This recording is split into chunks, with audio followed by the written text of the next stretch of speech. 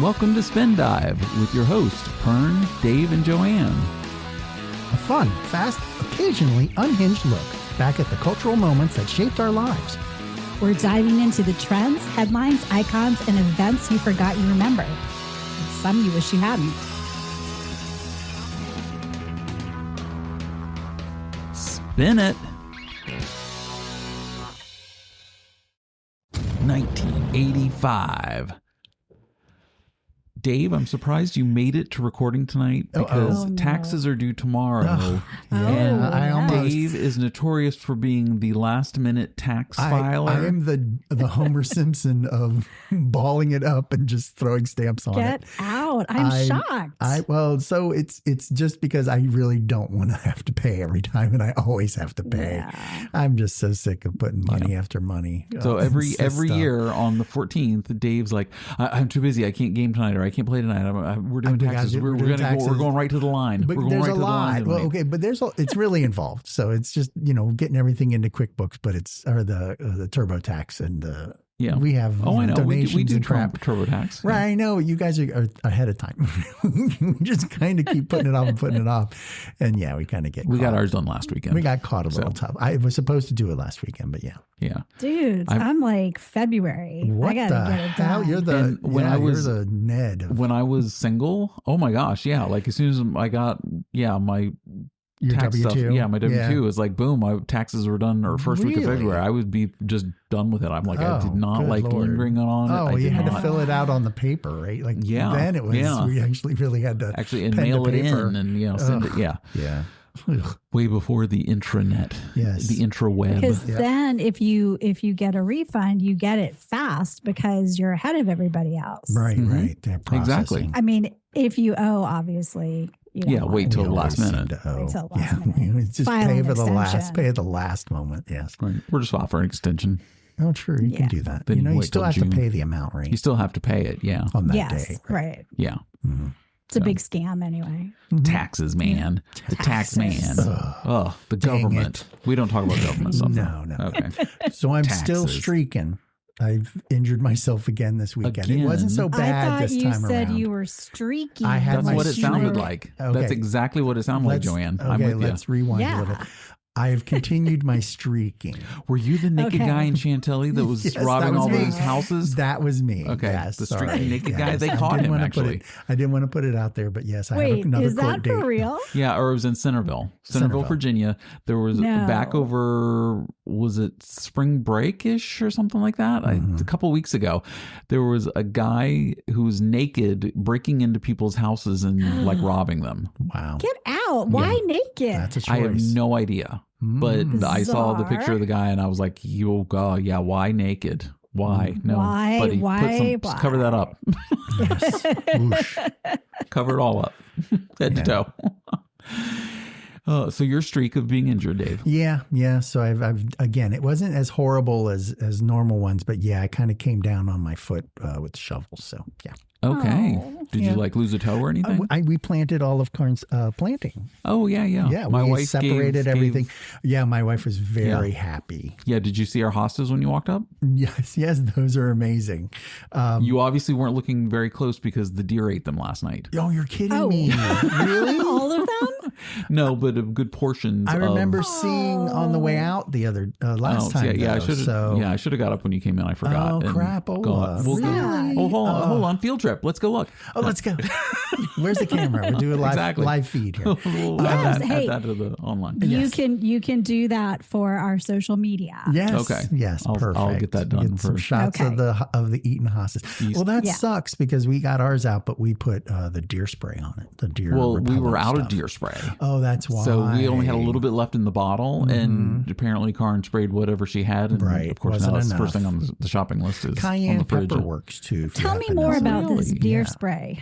So basically, it has a strong pungent smell to it, like urine. Yeah, but the stuff that we get is actually spicy. Like it has spices, and it smells almost like spicy deer spray. It smells like an autumn like a concoction. Does it have paprika? It has. I don't know what exactly. The happiest spice in the entire world. I will get you the name of it and what's in it for our corrections next time.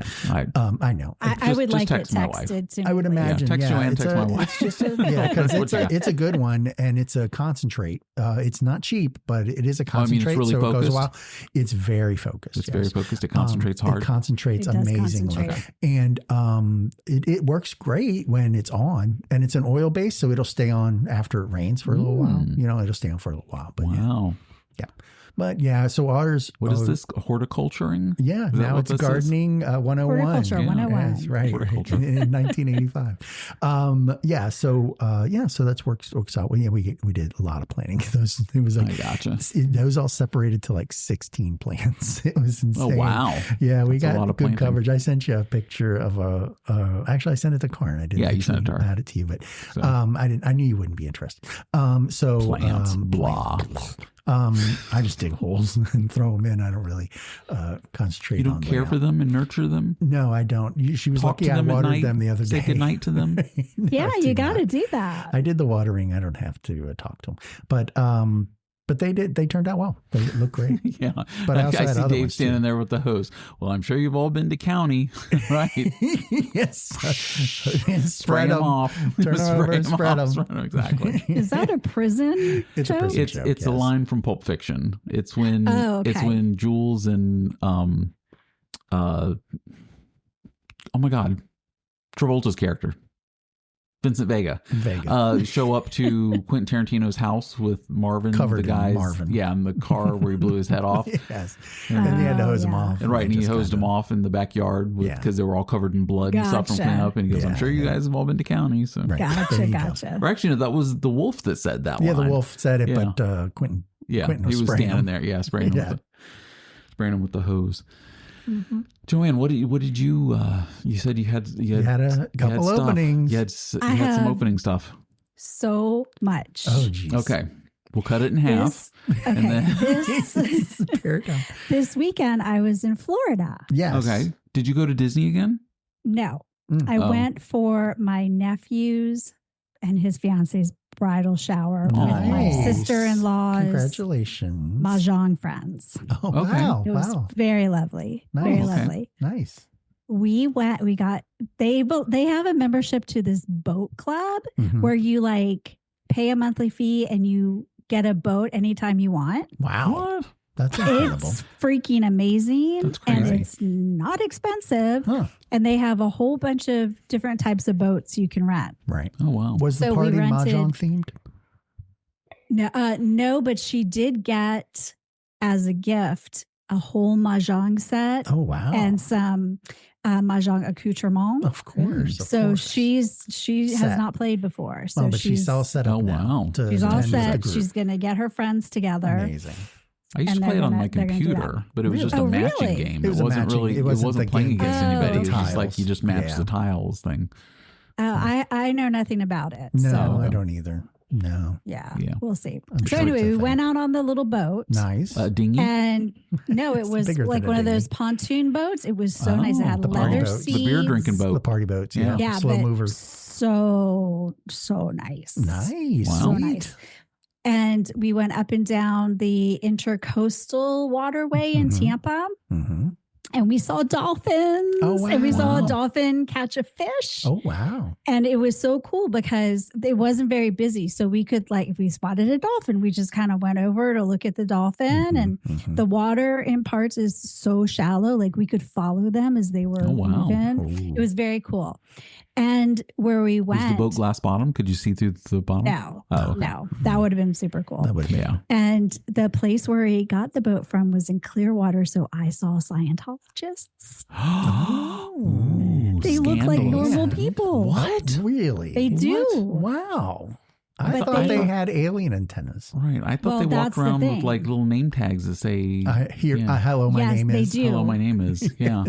Yeah, they do that. And they're all wearing like suits and ties. And the women have like pantsuits with sweaters. Like it's like 80 some degrees and they're walking around. That's crazy. It's because they don't have any sweat glands. You didn't know that. Yeah. Did you just start yelling, clear? No, clear. I should have. I should have. That would have been so bad. But have you seen these TikTok videos? These kids. I've heard of the TikTok. I've heard of TikTok before. Yeah. So there's this challenge, and I'm assuming it's at the Scientology Center in Hollywood. Okay. Where you go to it and you start running through the halls of the Scientology Center to see how far in you can get before they kick you out. It's a trend. Okay. Wow. I thought you were going to say, see how far they can get in before they're captured. Before they're taken below. Before they're just sucked in. Downstairs. Never to be seen or heard of again. Yes, that's why we're going through so many teens lately. Clear. The one I just saw was supposedly the longest one that has ever been done. Yes. And he's running and his friend's running after him with the video. Mm-hmm. And he turns the corner and disappears and his friend gets caught. So, I mean, I don't know what happened to the first one. Oh, yeah. He's gone. He's gone. He's part of the... Yeah. He's in the cult They now. made him into a chair, I think. Right. Probably. That was my exciting news. It's cool. Amazing. Okay. That's so cool.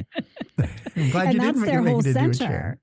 I'm glad they didn't capture you. That's their whole center, right? In Clearwater, that's like where that's is that their the town. Big camp? Is that the big Yeah, one? that's their town. I don't know. Yeah. So they came has to be Florida. And they bought up a whole bunch of buildings. They bought this old Howard Johnson restaurant hotel to make into like a conference center.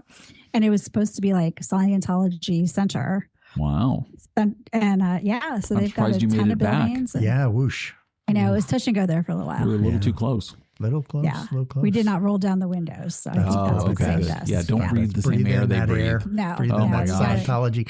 I'm sure they put something into the air. So. Yeah, you got to keep separate. It's like the smell they put in for propane so you can actually smell it. It doesn't actually smell like propane. They add the smell so you know it's a gas leak. Right, or when you're in Hershey and you smell the chocolate everywhere. It's like, oh my God, everywhere. I know, like right? Everywhere. It's like getting pumped out of the light posts and stuff. It's it's so good. Or near a paper mill. Same scenario. What else you got, Joanne? That's all for my okay. That was a ton of stuff. That was a big Florida trip. So that was a lot. Okay, I had very similar lots this weekend. Oh, yay. I watched not one, but two movies from my list of movies that I should probably sit down and watch. Yes. That I had never watched. Caught up now. I watched Dances with Wolves. Oh, you did? Oh, you did. And I liked it. Yes. I was like, okay, I totally see how this was Picture of the Year. It won. Right. It was nominated for something like 12 Oscars and it won 7 or something. It was a lot of visual too. Yeah, they won good. The cinematography was amazing. Right? Yeah, the spread. I mean, but the landscape tells the story itself. I mean, you just have to turn the camera on, because it's just beautiful scenery in it. So I watched Dances with Wolves. I split that over, I think it was like Thursday night, Friday night. And I enjoyed it. I was like, okay, I totally get it. Good. So that got me all amped up. And I'm like, okay, well, let's go into another Oscar-winning film that I've never seen that I should have watched, which was Braveheart. You've never seen Braveheart? I have never seen Braveheart. Really? And I'm watching this going, this was an Oscar film? This is almost comical at some points where I'm like, I just see him as, Lethal Weapon, like crazy-eyed Mel Gibson. Right. I was like, how did this win Best Picture when it's almost laughable at points? Have you seen The Patriot? I watched him in... I have not watched The Patriot. Was that Kevin Costner also? The Patriot was Mel Gibson too. That's Mel Gibson too? Okay. Yeah, and he plays... Is it Murdoch? Is that the guy from Lethal Weapon? Yes. Murdoch? Yeah. Oh, no, wait. That's the detective. Oh, that is. What is... Murtaugh. Murtaugh is the detective. Okay. I don't... Gibbs. I don't know. Gibbs? Yeah. His name was Gibb? Okay, whatever. Anyway. Yeah. I don't know. So, The Patriot. Yes. Yeah. So that's the next one I should watch. Well, that's like the Brave. It'll be like the Braveheart. You'll see the same scenarios in it because that's that same role that he plays in it. And the big hero. And then watch him in Hamlet. Yes, that too. That's another one. That's even more ridiculous. I was very underwhelmed with Braveheart because I've known so many people over the years. They're like, "Oh, Braveheart, fucking great movie," and I'm like, okay, I'll get to it eventually. And then when I did, I'm like, I was only in the first 30 to 40 minutes, and I was like saying to myself, "This was an Oscar-winning film." Right? Was it just too old? I guess it just doesn't hold up well because but it's a theme, but it's a timepiece, right? It's not. Yeah. If it was like, let's say it was showing modern time or something like that, right? And then it didn't date itself because it was that old, I'd say okay. But they actually did this one from the time period, so it was kind of like, but you know how does it kind of filmed? Yeah, and it still was in that kind of realistic mode. It wasn't like they did a lot of CGI or anything with it. Right. Well, actually, the troops, I've known this story for years. Yeah. In the big battle where he gives the big speech, it's in the middle of the movie. I thought that was like the ending, the big finale. That's when it starts. He pumps the crowd up and gets them all going, and then they have this big gigantic battle, and then the movie's over. That's what I thought it was leading up to, and then halfway through it gets to that point. I'm like, wait, this is happening already? There's still another hour and 15 minutes left. Yes, what the hell are they going to do after this? Well, how are they going to top this? After this battle, what are they going to do? Mm-hmm. Right. And even points in that there was, stuff that was just silly, comical, like to me, just laughable. Like, okay. Yeah. And I just kept waiting for the Wilhelm scream. Whoa!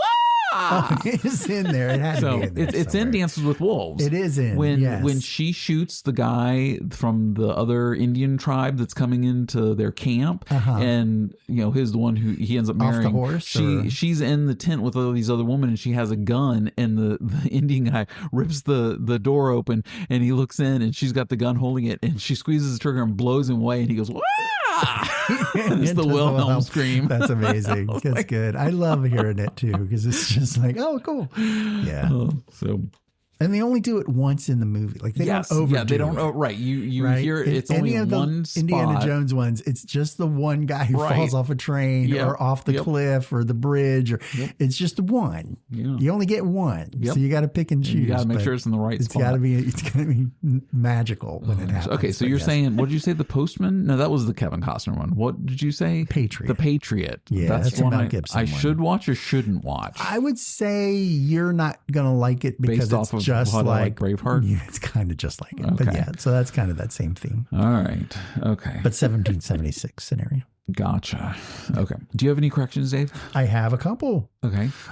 We were talking about Jennifer Lawrence, and you had said, well, what has she done lately? Well, she's actually been in tons of crap. Right. I just haven't seen. Yeah. So 2016 we mentioned was Passengers. In that time that's the one where she wakes up in space. Yeah, that's him with gotcha. Pratt. Passengers. Very right. good. Yeah, and then there was 2019 where she was with the X-Men and Dark Phoenix. Well, I mean, she was on makeup in the X-Men. But that was her too. Okay. And then 2021 she did Don't Look Up, which was on Netflix. That's on Netflix. With everybody in it. Leo DiCaprio. The Leo. We had to mention the Leo, right? Yeah, of course. Got to get the DiCaprio. The DiCaprio reference. Yeah. And then in 2023 she did No Hard Feelings, which was about her and some, I don't know, can't remember how that all played out. Yeah, it was kind of a weird rom-com scenario. Gotcha. I never saw it. But Joanne, do you watch Secret Millionaire on Netflix? No, what is that? Oh, season 2 comes out tomorrow. Secret Millionaire. Secret Millionaire. It's like this house where they have all these people in it, and they're competing for the $1 million prize. But they each have like this wooden box in their room, and one of them randomly gets designated as the millionaire, and then they have to suss them out and see who it is and try to figure out who the millionaire is, and then they go in and like can evict a person by saying I think you're the millionaire, and then if and then they reveal if they are or they're not, and then if they don't get caught, then they get to give the money to someone else, and the whole point is at the end of the show you want the money back in your box. By the end of the show, I started watching it and I got through, I think, 2 episodes and I found it boring. Oh, okay. That's how I felt about Temptation Island. Oh, Did you watch Temptation Island season 1? No, I watched it, not the most recent iteration of it. There's only 2 seasons. No, it came out a long time ago. Okay, well, the newer iteration, which season 1 that came out last year, I watched that, and same thing. I got halfway through the second episode. I'm like, this is just so boring. I just can't. So yeah. You just can't. I just can't. Sometimes we can't like all of the reality shows. Go figure. We want to. Well, Dave does. Go figure. That's too lowbrow for Dave. Wow. Oh my God. The Big Brothers are always so painful. Just oh my God. Torture. I am loving the Real Housewives of Rhode Island, though. I didn't even know that was a thing. Yeah, it is so good. It's with Ashley I from The Bachelorette. She's one of the people. Oh yeah, of course. She was one of my favorites. Yeah, she's I've never great. watched it. I don't know. Right. It's like full on right away. I've never watched a Bachelor or Bachelorette. Ever. Really? Well, you might have missed your chance because it's probably never coming back. No, after the scandal. After the scandal. The scandal. The scandal. So we also had a Tom Hardy confusion situation where you thought it was the Hurley shirt. Yeah. Ed Harley. Hurley is the name of the shirt. Hurley is the name of the shirt. Whatever. And it was released in 1999. Okay. So there you go. Gotcha. Cool. I was close. All right. Are we ready to get into this year? I am. All right. 1985. 85. I'm starting with innovations. Yes. These were, I was actually, when I saw the list of the stuff from that year, I was like, that's nice. Oh, wow. It marked the launch of Microsoft Windows 1.0. Oh, yes, nice. The original was in 1985. The Nintendo NES system came out in North America. Yeah, with first release. It was the introduction of domain names because you on the internet, to go to websites, you would have to type in the IP address. Yes. And then in 1985, they actually gave it where you could pick a domain name and have it go to that instead of typing in, 1.16.3594. Yeah, so you had to know the number. Right. Yes. Did we have the internet? Yeah. So technically, it was a combination of universities and large servers that were connected to each other. Yeah. And so, they communicated just via IP address. Right. But some of those IP addresses were internal to the university. So by doing that, you could do the domain names, which was a lot of what you saw the EDU, which is the education scenario of the domain. Yep. And the orgs. Mm-hmm. Also, the Sony Discman came out. The first portable CD player. Yeah, I guess it was. Was that the sport mode? Yeah, that was the one that sealed so you didn't get water in it. Right, you could throw it in a pool and it would be okay. And it would still play music for you. Mainly it was so I didn't sweat all in it. So. Yeah. So Sony Discman, that was, stepping up from the Walkman to the Discman. Early consumer laser printers. Because everything up to that point was just dot matrix or daisy wheel. Yeah. Daisies. Okay. And those were loud. And it would take forever to print. Super freaking loud. So loud. Yes.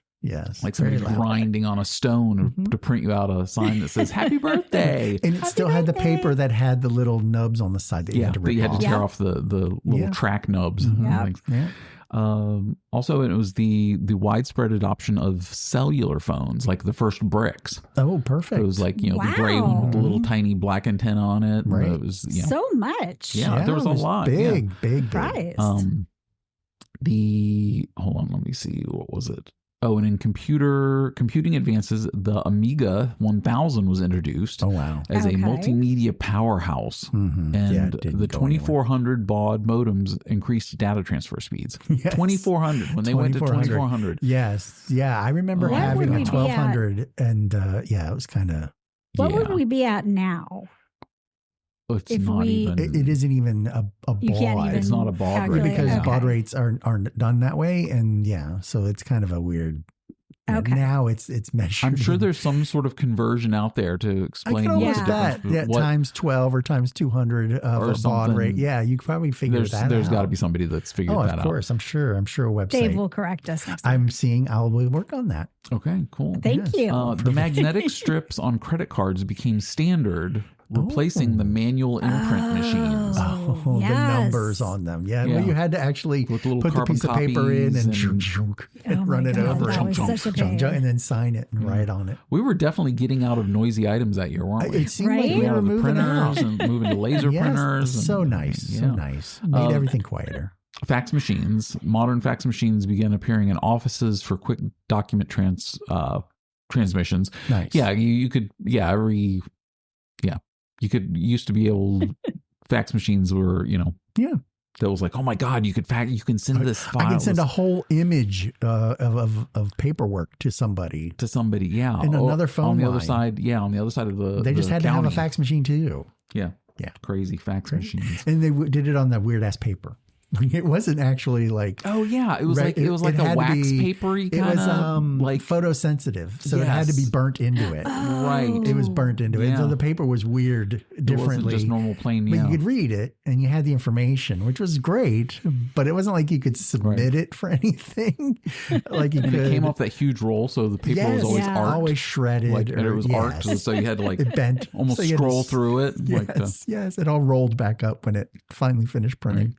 The new Coke came out. This was when they made the change, April of '85. A fated day. It was the failed marketing innovation that led to the swift return of classic Coke. Yes, which made it even more effective to sell more Coke. Yeah. Exactly. So new Coke came out. I remember new Coke. What did it taste like? Do you remember? Yeah, it totally tasted different. Did it? I mean, it still had a Coke twinge to it. Right. But so a couple years ago, when Stranger Things, I think season 3 came out, they did the new Coke. And they put them back in stores, and they were labeled in Stranger Things Coke cans, and it was the original, or it was the new Coke recipe. I don't remember that. Oh yeah, I had to hunt them down. Like I finally found them like at a Dollar General or something like that, because I couldn't find them at any grocery stores or Walmart or anywhere, and I walked into a Dollar General and they had like a little cooler there, and there was like, it was stocked, and I'm like, all right, I'm buying like 4 or 5 of these. Wow. Perfect. Yeah, get them when you can. Yeah. I don't remember the taste of it at all. No, I can't really. Even tell I remember you. Crystal Pepsi when they did Crystal Pepsi. Crystal Pepsi. Really? I do remember that. Yeah. Of course, I was 15. I wasn't actually making notes like that. Right. And not to step on Joanne's movies, but Back to the Future was that year. Yeah. Yes, another innovation was the DeLorean time machine. So absolutely. I have to remember that. Absolutely. A DeLorean passed me on the way home today. Really? Did it really? I was so freaked out. They still make them, right? Yeah, they do make them now. Yeah, they've been putting them out again. Well, they have for years. They produce like 100 or 150 a year or something like that. Yeah. Oh, that's amazing. It is. Yeah. And did you know that when DeLorean went to jail, he never got convicted on the whole thing of supposedly trying to sell drugs to make money for his company? He actually never got convicted and never went to jail for that. Wow. So I've never heard of this. Yeah, there's a good documentary on it. I watched it. It was like how DeLorean was, but it ruined his name. Just the fact that the case was filed against him, and it bankrupted the company and his And that's why it was. Right. Yeah, and it tarnished the name, and the cars just kind of disappeared. But then they kept building like about 100 or 150 a year. Well, it's not exactly easy to get in and out of parking. Yeah, exactly. With the gullwing doors. The doors going straight up like that. So the first Blockbuster Video opened. Oh my goodness. Changing the home way entertainment market. Movies. Yes, and spend Friday nights. Going to Blockbuster Video and looking down the wall and hoping that your movie was there. Especially under the new release, because they would have like 50,000 copies of it. Yes. And they would all be gone and rented. Yes. I'm like, damn it, I wanted to watch The Breakfast Club. Or sitting waiting for someone to return it and make it and check in to see if they were you would returned. stand at the the old arrows. Was that Ghost? Exactly. Was that Ghost? Was that Ghost? I wanted to check. That's the Betamax version? No, I need it on VHS. I need VHS version. I need a VHS version. Actually, the whole reason I bought a Betamax machine so you could get was because I could get the movies. They were easier to get. I walked in and it was always there. Yeah. Like I didn't have to wait for a VHS copy. It was like, and the quality was technically better on a Betamax. Yeah. It was supposed to. And it's better video, but for some reason VHS won the war. Big VHS, yes. Yeah. We had a beta that my dad was all about, like, this is the best one, the quality, blah, blah, blah. We had it forever. I still have mine. It still works. Yes. What? Amazing. Yeah. I still have it. Do they even make tapes? No. Anymore? But I have a storage container full of like beta tapes and stuff. Yeah, still. So upstairs in storage. Nice. So amazing. And then that year for toys, Pogo Ball and Pound Puppies were the two popular toys that were introduced that year. Pound Puppies. Pound Puppies. Fun and games. That's not the sorry. It was just it's all good. Things. No, I'll come back to that because there's more to it. But yeah. Okay. All right. Well, that's all of my innovations that were from 1985. Yes. So. Nice. All right, Joanne, you've got sports. I have sports, my favorite category. Of course. However, women did very well in 1985. Nice. The first U.S. women's national soccer team was founded. Yeah. They competed in a sports festival. So, nothing major in 85, but they were there. Breaking ground. Yes. Shattering the ceiling. Yeah. The first woman to win the Iditarod was in 1985. Oh, wow. Yeah, I thought that was kind of cool. That is cool. Boris Becker. Tennis. He became the youngest male and the first unseeded player to win Wimbledon. Yep. I did not know. Yes, he was. I didn't know he was unseeded. How the heck did he do that? I totally remember that. When the stars align sometimes, some of these teams and players, and they just get in there and do well. You don't really understand how, but they were always probably good anyway, and they just happened to hit its stride. Yep. Yeah, it was. That's crazy. I knew he was. Did you like say he was phenomenon. like 18 or something like that? 17. 17. Yeah. 17. Yep. Yeah, he was truly amazing. He was. I remember watching him. Yep. So that was 85. The Chicago Bears won the Super Bowl. The Bears. The Super Bowl shuffle. Yes. And Refrigerator Perry. Yep. Walter Payton and Jim McMahon. Oh my goodness. Was that the year Saturday Night Live had that skit? No. That was a while it wasn't ago. even that one. Yeah, that was not. The Bears. That came later. Oh, that did come a lot later. Yeah. Oh, that's so funny. Because I remember them being so popular. Yes. Right. In that Mike that Singletary era, was also on that team too. Yes. On defense. I don't know. Oh, Mike Singletary was like you did not want to be on the other side of the field from that guy. No. And this was before they started instituting real rules where you couldn't do forearm shivers and things like that. So, yeah, they Mike were lighting Singletary them up. was nasty. Oosh. Yeah. They're scary. In a good way. Ditka was the coach. Yeah, Ditka was the coach. And then in hockey, the Edmonton Oilers won their second consecutive Stanley Cup. Right. That was still in the Gretzky era. Yeah. Oh, he played for Edmonton? He was in Edmonton. Yes. He was drafted and spent the majority of his career in Edmonton. And then he went to LA. And then he went to St. Louis. And then he went to the Rangers. And then he retired. Then retired. That's okay. Joanne doesn't know it. That's fine. It's okay. It is. That's what we're here for. That's what we're here for. Like me and music. Where is he? Where is he from, though? He's Canadian, eh? He's Canadian. Yeah. He was. Okay. Yes. Yeah. I did not know that. Yeah, he's Canadian. Yes. Dwayne Jetski. Yep. John McEnroe was still kicking around, winning stuff. Martina Navratilova won her 100th tournament. Oh my God, that's crazy. Yeah. Right? That's crazy to think. She was so dominant. Oh my gosh, yes. Right? Yeah. It was crazy.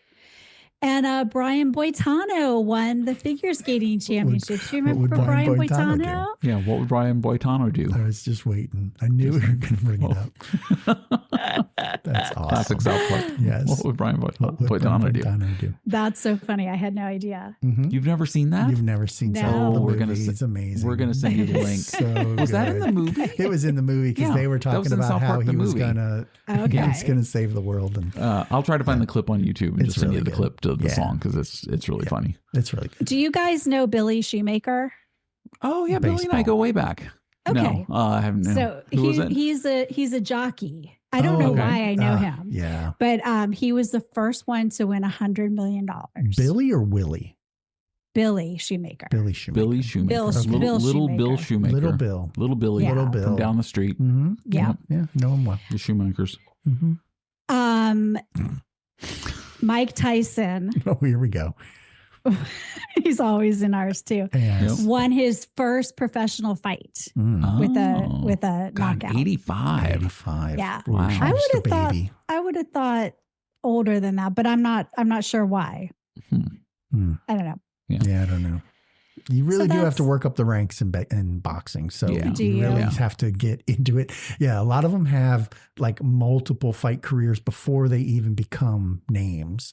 Unlike UFC, where you can just kind of throw yourself into it and just be brutal. But in boxing, you really do have to string a lot of wins together and then start going against titles and start your title fights. And yeah, it's a big old tree structure trying to get up and here's another one that I was shocked at that it was so long ago. Michael Jordan was Rookie of the Year. Yeah, with the Bulls. 85. Yeah. That was so long ago. And one of the things that shocked me too is that Joanne has this much stuff about sports. More, I know, right? Right? Well, I recognize. Yes.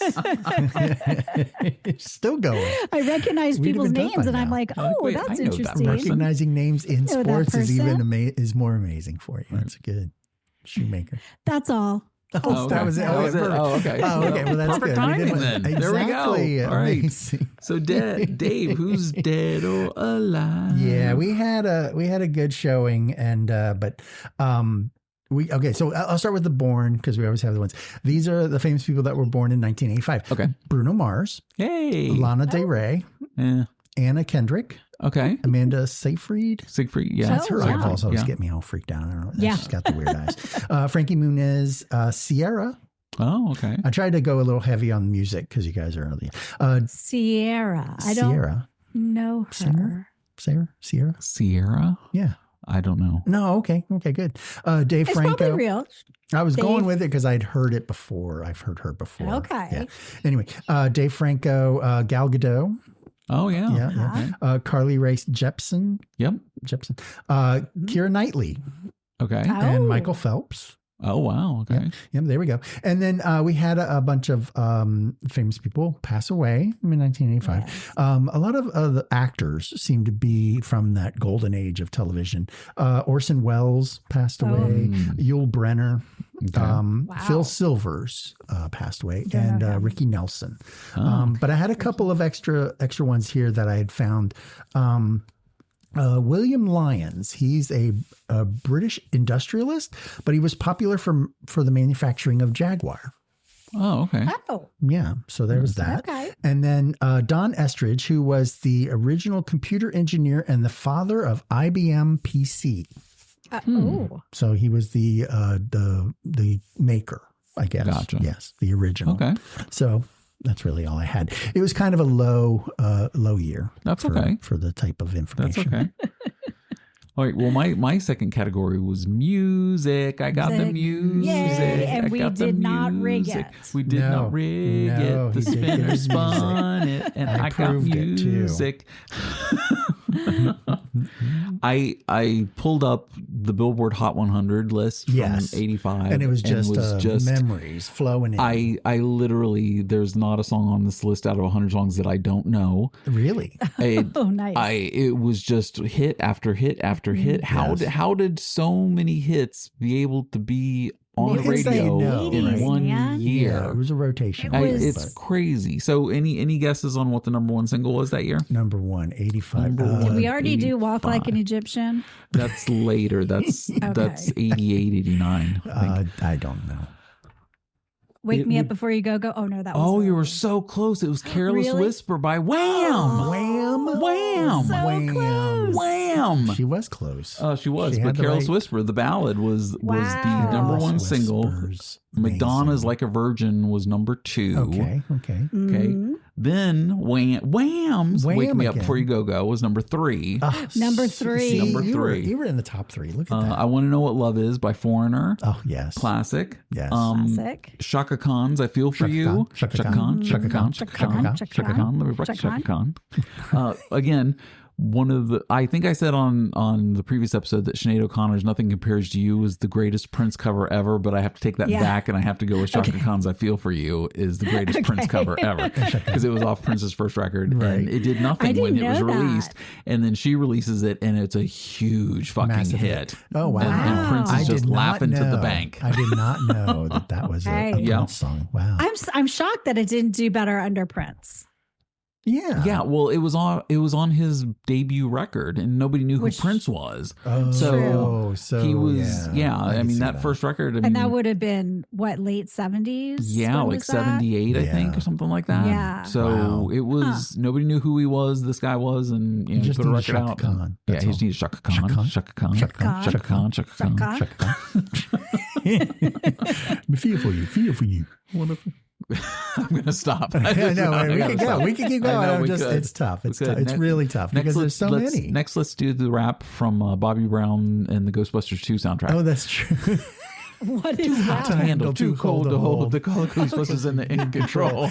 Yeah, so bodies for a bunch of children. Was that 85 too? That couldn't have been 85. No, that was later. Oh my God. Ghostbusters 2. Yeah, we're pretty bad. We're very scary. Very scary what we seem to remember. I had no idea.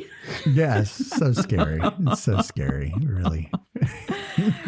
Okay, Out of Touch by Hall & Oates. Yes, I remember that one. Then this had to be the record I listened to the most in 1985. Mm-hmm. Wore it out. I wore the CD out in my Discman. So, and this is Tears for Fears. Everybody wants to rule the world. But the album Songs from the Big Chair, I listened to that album over and over and over and over nonstop all summer long that year. Right. What is an underrated song from that one? Underrated? Yeah, you were like, it didn't get played, but you were like, why wasn't that? Why are they playing that one? We'll see. I'd have to go back and listen to the record again. I haven't listened to it in like a couple weeks. So in a couple weeks? In a couple weeks, yes. He hasn't put it in his Discman in a while. It also had Shout as a single, and Head Over Heels was another single off that record. So that record had 3 singles that were hits, and they got all the MTV airplay that summer, and I was playing that CD nonstop. MTV, nonstop. Big time. Dire Straits' Money for Nothing was 85, which he wrote. And that's kind of their second wind, weren't they? Dire Straits, because Dire Straits was huge in the 70s. Yes, they had, with Sultans of Swing. Fine. And they were already an established band. And then turn around and MTV comes in, and then they had a whole resurgence. Yeah, right? Because they were making fun of MTV. Yeah, big time. Because Money for Nothing was a song that he wrote about making fun of what he was seeing on MTV. About being and and MTV ate it up, and it was like, wow. So Mark Knopfler laughed all the way to the bank on that big one. Time. It was like, I just made fun of you, and you're going to air my video nonstop. Are you kidding me? Exactly. Madonna's Crazy for You at number 9. Number 10, a classic.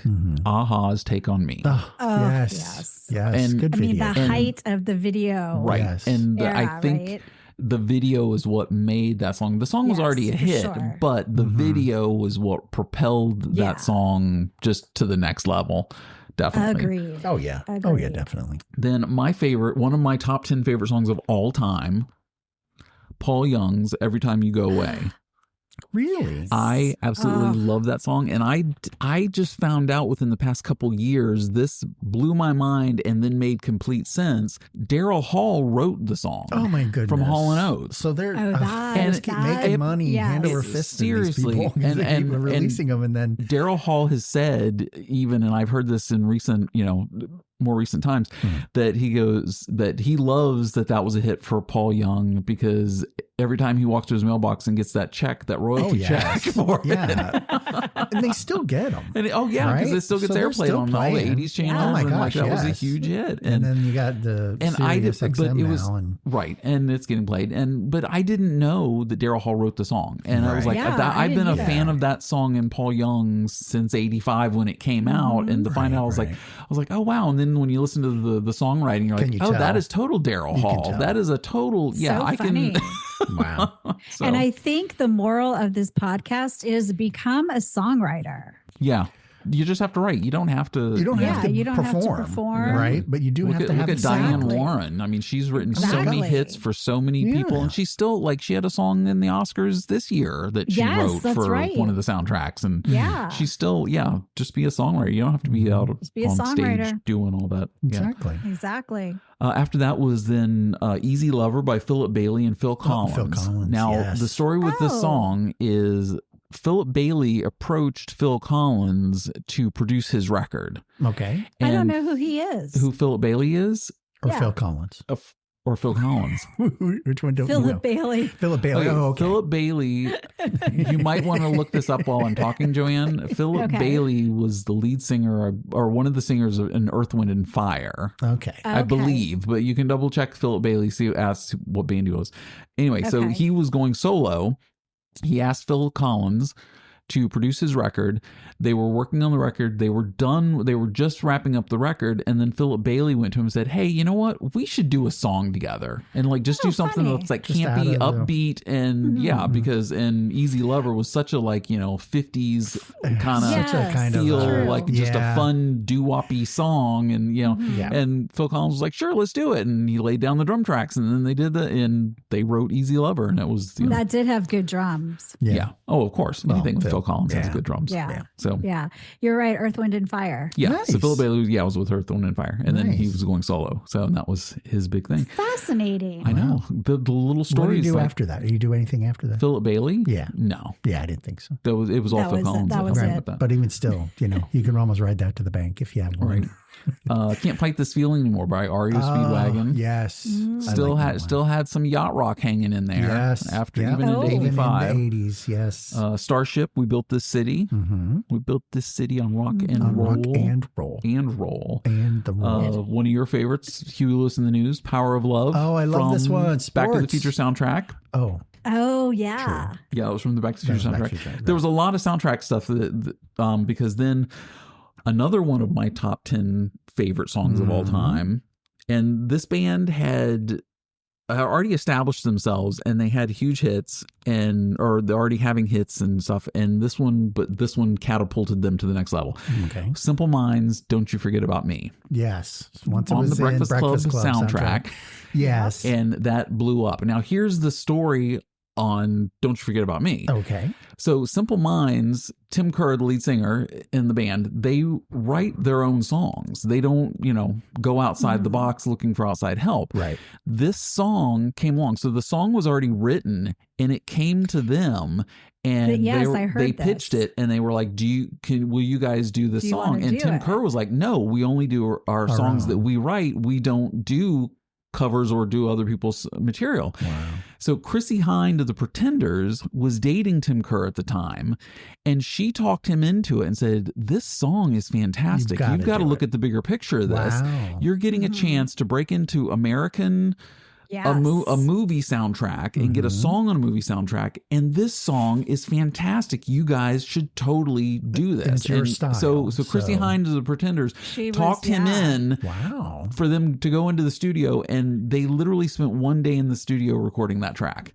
There was no turnaround. One day turnaround. That's because amazing. The band was still against it, and they were just like, "Let's just get it over with, get it," and just like so they just threw it together. And exactly, it was a throwaway track for them because they didn't want to do it in the first place, but then they did, and it became the song of a generation. Yes, exactly, and hopefully opened up all the other. They didn't hate it too much because they would have had to have played it. Well, at now concert, now they have to. They still have to play it because we got to play this one again. Yeah, but they have such a deep catalog of other hits too. But the one song you hate and you keep having to play it, it'd almost be like. Ugh. But honestly, I think that's most musicians with their big hits. Really? Oh, because they have to keep playing the same one. Radiohead over and over again. will not play "Creep" anymore. They refused to, and that was their big song, and they refused to play it live. They just did a summer or a European tour a couple months back before the end of the year, and they was like 20 some shows, and they didn't play "Creep" once. And they're like, nope, we're not going to do it. No. So I think that's bad, but Taylor has 2 songs that she won't play. Okay. But it's because they make her really sad. But she has emotion tied to them. Right. Yeah, I had emotion tied to songs that I wrote too, but I still performed them. Exactly. Like stuff that was like heart-wrenching to me, and I still performed it. But songs are songs. Come on, Taylor. Tough it up, Taylor. Suck it up. Yeah. What the hell? But if you're playing it just because like you're tired of it, I think she might be. Or it's whatever. I mean, your fans love that song. Yes. You should play the song that they love. That's why they're coming, right? Yeah. That's why a lot of people come. Exactly. To the Especially shows because they want to hear older. that song. Yeah. Let me quickly keep going down the list then. Now, since we're going long on my music, because I could probably tell you a story about every one of these songs that's on this list. Yes, all 100, except for this one, "Cool and the Gang, Cherish." I don't know. I like Cherish. Yes, that was a good one. Another movie soundtrack: John Parr, "St. Elmo's Fire," Man in Motion. Oh, yes. Followed up by Glenn Fry's "The Heat Is On," which was from Beverly Hills Cop. So again, a lot of soundtracky, yeah. Weird. Oh, and then of course the activism of USA for Africa, "We Are the World" came out that year. Yeah. "Shout by Tears for Fears," mentioned them already. Stevie Wonder's "Part-Time Lover," which I think was on a soundtrack for something. Was it Woman in Red? I think it was. Gene Wilder, wasn't that one? Gene Wilder and Man with One Red Shoe. No, that was Tom Hanks. Oh, that was Tom Hanks. It was I can't remember. Joanne, look up Stevie Wonder's "Part-Time Lover" soundtrack on a soundtrack and see if that was a "Part-Time Lover." Yeah, we'll come back to it. Yes, Whitney Houston, "Saving All My Love for You," of course. Brian Adams' "Heaven," because the Brian Adams "Reckless" record came out that year, which had "Summer of '69," "Heaven." Oh my God, every song on that was pretty much a hit. Then Wham! Again, the Wham! Everything She Wants. Wham! Wham! Wham! Wham! Oh my gosh! I have information. Okay, so what is it? Do it.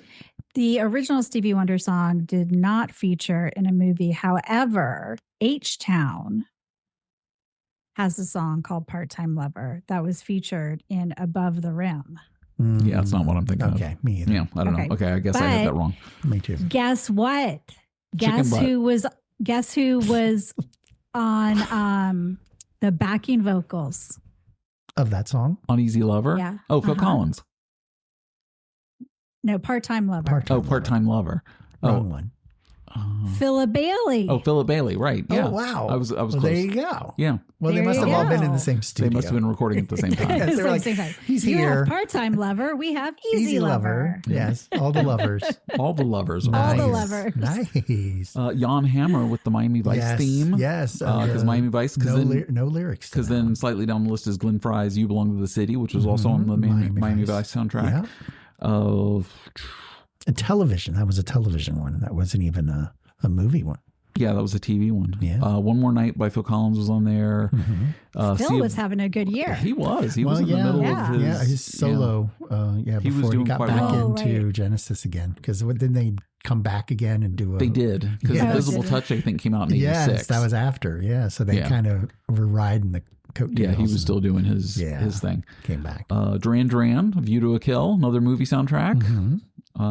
Some people might argue that might be the best Duran Duran song. James Bond theme. I would agree with that. Theme. I would actually agree with that. So some people say "View to Kill." Yeah. Some people say Paul McCartney, "Live and Let Die." Oh, true. That was also a good one. And who was the other one that I've heard the arguments for best Bond film?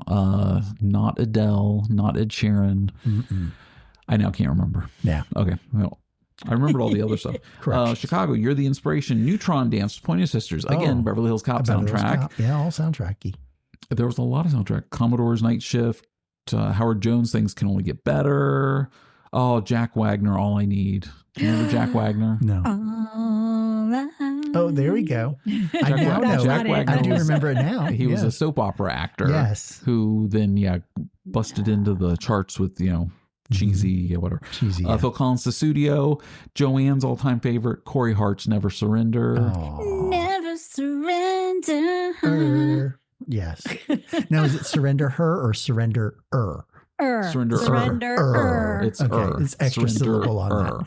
I didn't know it had an extra syllable on the end of that one. Oh, more Whitney Houston, "Survivor," "The Search Is Over." Billy Ocean, "Suddenly," the record was out that year. Don Henley, "Boys of Summer." Yeah. Sting, "If You Love Somebody, Set Them Free." Tina Sting Turner, had a "We Don't good Need Another resurgence, Hero" too. from No, we Mad Max don't. Beyond Thunderdome. Right. Tina Turner. Yep. Harold Faltermeyer's "Axel F" from the Miami Vice soundtrack. Another non-lyric one. Another, Oh wow, Sade's "Smooth Operator" was that year. Oh, I like that one. That's a good. Love Sade. She's that's great. a good And did you know that Sade is not her name? It is the name of the band. Right. Yes. Oh. Yes, I knew that. Because some people, like, it's not like Cher or Madonna or Sade. Right. Sade is the name of the band. That's not her name. What is her name? I have no idea. You could look that up. Jessica. Well, yeah. Stephanie. Singer name. There you go. Bruce Springsteen. Helen. Corrections in real time. Her name is Helen. Okay. Amazing. Cool. Bruce Springsteen's Born in the USA record was huge that year. So Glory Days was out. Bryan Adams' Run to You. Oh my gosh. So like, there's so many. Good Lord. No More Lonely Nights by Paul McCartney. Of course. Well, we kind of grew. This is where we were kind of in that mode, right? We were 15, 16, 14, 15, right? Right.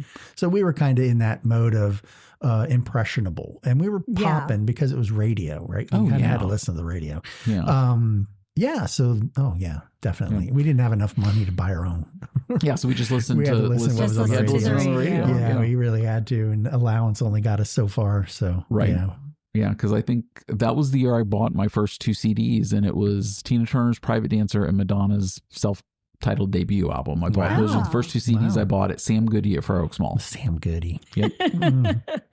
Dating yourself there, bud. Seriously.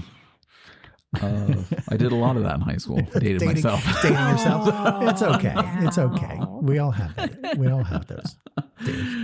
John Cougar Mellencamp, Lonely All Night. Speaking of dating yourself. Yeah. David Lee Roth's California Girls. Yeah. Yeah. My first tape that I bought my own. Right. The Time, Jungle Love, OEO. Yeah. Nice. Madonna's Dress You Up. Don Henley, All She Wants to Do Is Dance. Nice. Sheena Easton's Sugar Walls. Do you remember that? No, but because Sheena Easton also had Strut out that year as well. I remember that one. Strut. Okay. Yeah. Gotcha. All right. Well, that's the list of the 100. I think I had enough. That's pretty stories good. on that. No, sorry, I went really long on music. I'm sorry. I was so excited to get it. I went short. I know you were. So it's all good. It's all good. Okay, movies. Let's get to the movies while we're in the entertainment stuff. Well, you get 3. You get 3 movies. You get 3 movies. Let's go. You only get 3. All of the ones you mentioned. All of the ones you mentioned for soundtracks. The soundtracks, yes. Back to the Future. Well, Back to the Future was number 1. Oh, Beverly Hills Cop. That's so awesome. Then we have Sylvester Stallone, Rambo, First Blood Part 2. Yeah, I have the soundtrack for that too. And Rocky 4. Oh, right. Okay. Nice. 3 and 4. 3 and 4. Double punch. Yeah, he's right up there.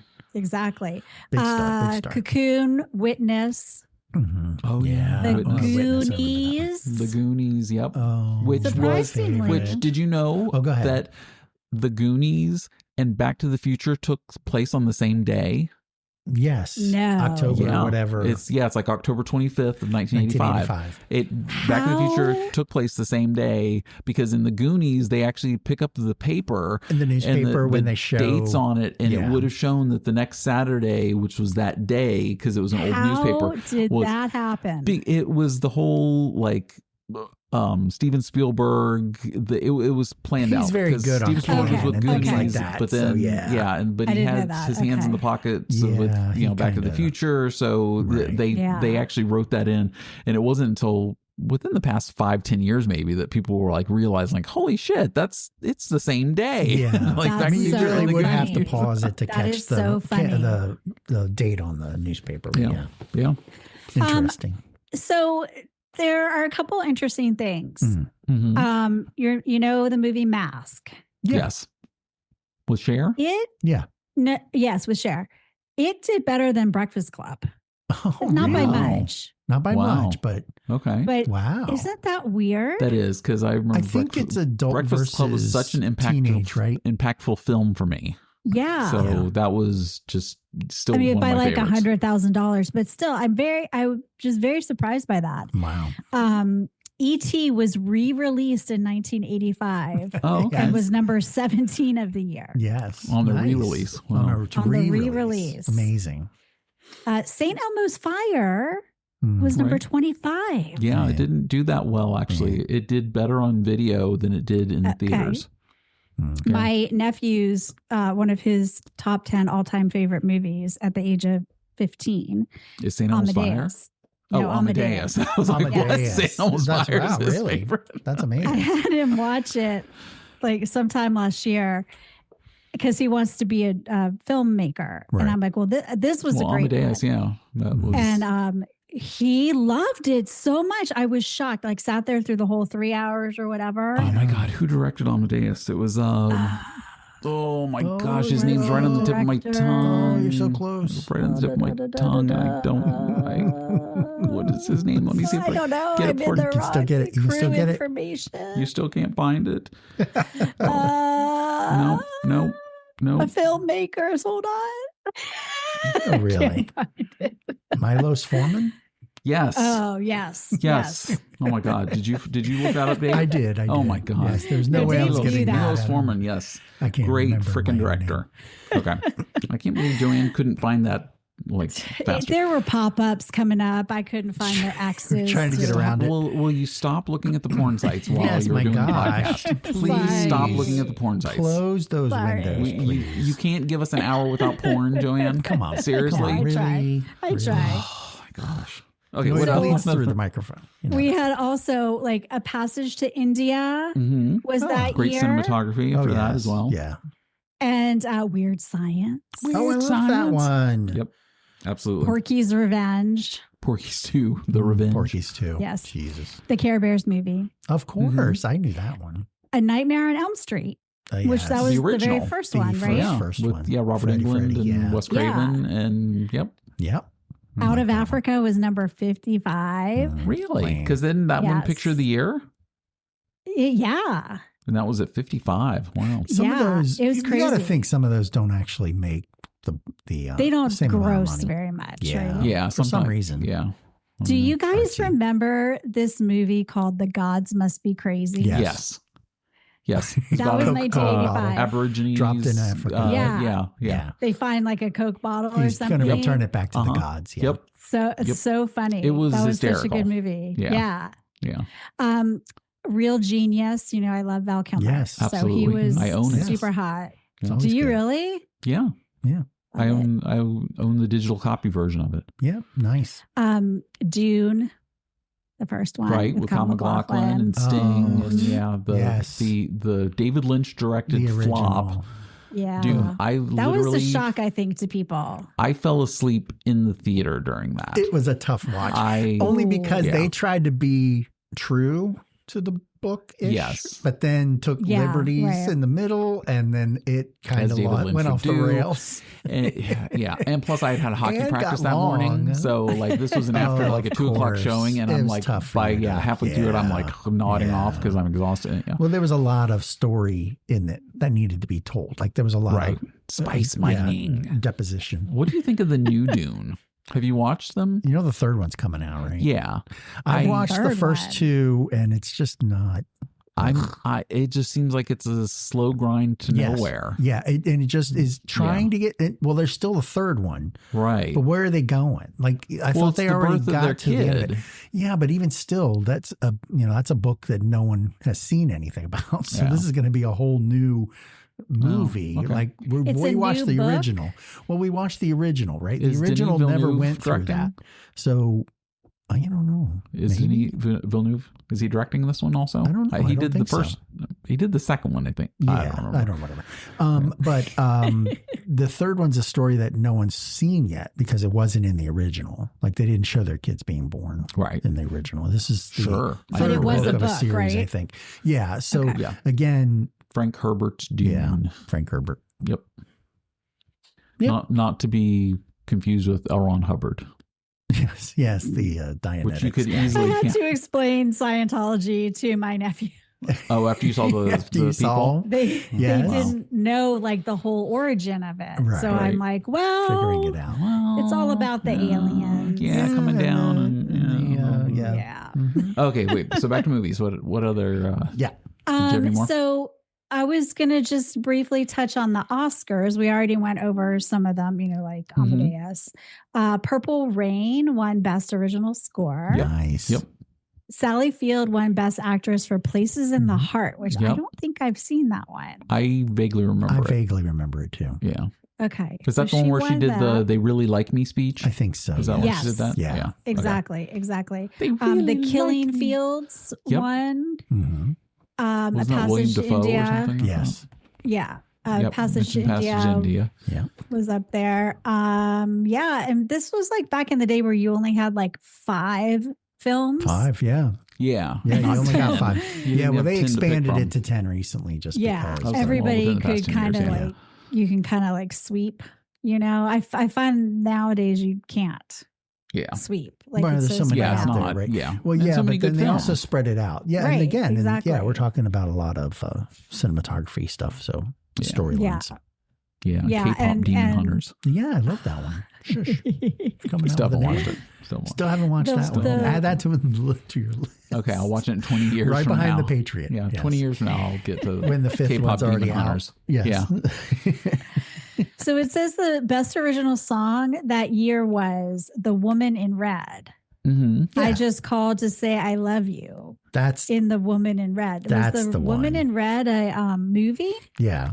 Woman in Red was the Gene Wilder one. Gene Wilder, and was it Kelly LeBrock? Yes, it was. Oh, good call, because she was also in Weird Science. Yes. Yep. I liked that one. It was up against All Odds by Phil Collins, Footloose. Yep, Kenny Loggins. Ghostbusters song. I'm surprised that was like a solid selection there. Oh yeah. Oh right. Yeah. Yeah, definitely. Yeah. So that's all the news for movies. Okay, perfect. Dave, take us to fun and games. Okay, I'm going to fly through because we get.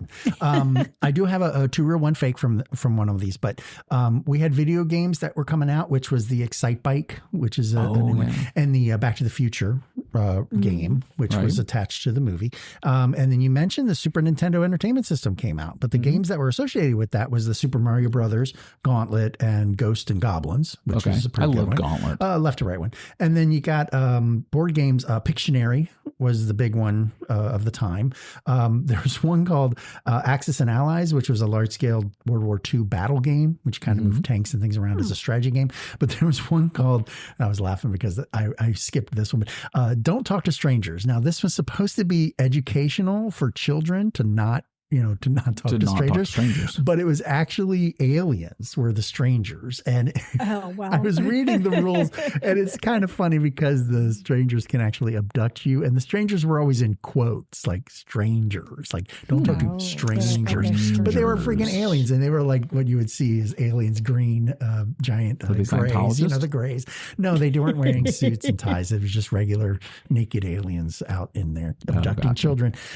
Yep. So we also had. Yeah, exactly. We had the Teddy Michael Ruxpin. Jackson or Aliens? I'm sorry. The Teddy Ruxpin, which was the world's first animatronic talking toy. With the tape deck installed in its belly. Yes, and told little stories and read to you and put you to bed. The precursor to the Chucky doll, which was the My Buddy doll. Okay. My buddy, I remember my buddy. And he was yellow and red and blue. Yep. So it was all the good colors. And then I don't know if you had this, but the G.I. Joe USS Flag was the largest play set. The ship. It was the aircraft carrier. Yes. 7.5 feet long. Now, if you got this for Christmas, like let's say you're the kid and your parents wrapped this thing and put it under the tree, you had to think that you had the best parents ever because this thing was huge, ginormous. It was massive. It is what it was. It is one of the most sought after G.I. Joe toys. Because they didn't sell because they were so huge, and so the ones that and then they discouted it. Yeah, and if you can find one like in a box, it's thousands of dollars. Yeah, it came with characters and all these other, accoutrements. Yeah. So you had that one. We had Pound Puppies. You mentioned this was going off the craze of the Cabbage Patch Dolls. You got adoption papers when you got a Pound Puppy. Yep. And then my 2 real 1 fakes, the Wuzzles. Okay, this was a cartoon adaptation that came out that was a cross of 2 animal characters into a plush, and the plush characters were the ones they were selling, but it was part of a show also. Okay. Now these 2 characters that they mashed together were 2 animals, and an example would be the Rhinoki, which was a rhinoceros and a monkey. Oh, I thought you were going to say rhinoceros and geese. I don't know yet. But here's my 2 real 1 fake. Can you pick the fake Wuzzle out of my combinations here? Oh my gosh, okay. Okay, so here's the first set, okay? Mm-hmm. We have the Bumble Lion, okay? We have the Spider Pillar. Okay, spider and the Hoppopotamus. Hippopotamus. No, what is it? I'm going to say the spider pillar. I think I'm with Joanne on that. It is the spider pillar. Yes, the spider and caterpillar. The bumblebee and lion was the bumble lion, and the hippopotamus was a rabbit and hippo. Cool. I'm just going to agree with whatever Joanne says. Joanne says because she's always right. I suck at true or wrong fakes, and since now that I stick with Joanne, I actually can go 500. And right? Yes, it's perfect. Yeah. Okay, so here we go. The next set, the chicow. Okay, chicken and cow. Pandever. Okay, and the fox. Panda bear and a beaver. Foxydillo. A fox and a dildo? What? Yes, that's what it is. Yes, a kid's toy. Oh, okay. Yes. I'm going to go chicow. Sure. It is the chicow. The chicken and cow combination was the fake one. I just picture how they would look, and I'm like, there's no way a kid would want that. The other ones was a panda and beaver, and the other one's a fox and an armadillo. Oh, an armadillo. Armadillo. Foxadillo, not dildo. Just say fleshlight or flashlight. Yes. What are we? Funnily, that might be happening in my yard tonight because I just got a text. A fleshlight? Fox is on the the fox is on the loose. Oh, Foxadillion. There's a fox on the loose. On the street, and we have armadillos. So who knows? I might have some foxadillo babies. Ooh, that's not right. Who wants to see that? Yeah, nobody wants that. Cover that up. Okay, so here we go. Go rob some houses in Centerville. We have cover that up. The scowl, the puppicorn, and the piggy pine. Okay, the scowl is a skunk and an owl. Yes, it would be a skunk and an owl. And what's the other one? What was the second one? Puppicorn. Poppycorn. Puppicorn. Puppy and a unicorn? Yes, let's go with that. Yes. Okay. That sounds fake to me. And the piggy pine, which is a pig and a porcupine. I'm going to go with the first one. I'm going with the second one. It is the second one. Yes. Yes, the puppy and unicorn. Yes. Not an actual character. Fabulous. And then here's the last one. Okay. We have the koalakeet. A koala and a parakeet? Yes. Okay. The tycoon. A tiger raccoon. Raccoon, yeah. Okay. And the bearcadile. Bear and crocodile. Bear and crocodile? Yes. I'm going for bear and crocodile. Sure. It is the bear and crocodile. I went all the way. All the way. Look nice at you. job. End to end. There you go. Nice. And that's what I got. Good work. The Wuzzles. There was a whole song and a whole cartoon show. That's funny. I do remember it vaguely, but I don't. Again, my time frame, I was 15, so yeah. I don't either. All right, you got your spinner up? I do have my spinner up. Okay. Time to spin it. Yep.